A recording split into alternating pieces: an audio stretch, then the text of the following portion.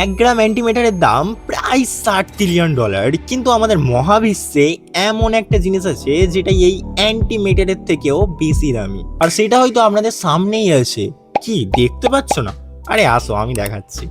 এবারে হয়তো অনেকে ভাবতে পারো আমি তো সোনা আর হীরের কথা বললামই না, তাহলে কি আমি ওটার কথা বলছি?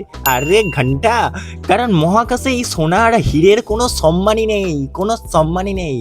কারণ আমাদের মহাবিশ্বের কিছু প্ল্যানেটে কয়েক কোটি টন সোনা পড়ে রয়েছে, এটা আমি নয় বিজ্ঞানীরা বলছে। আর হীরের, ও মাই গড, এটা শোনার পরে যেন কেউ বুকে হাত দিয়ে আবার বসে পড়ে না, কারণ কিছু প্ল্যানেট পাওয়া গিয়েছে যেখানে নাকি হীরের বৃষ্টি হয়।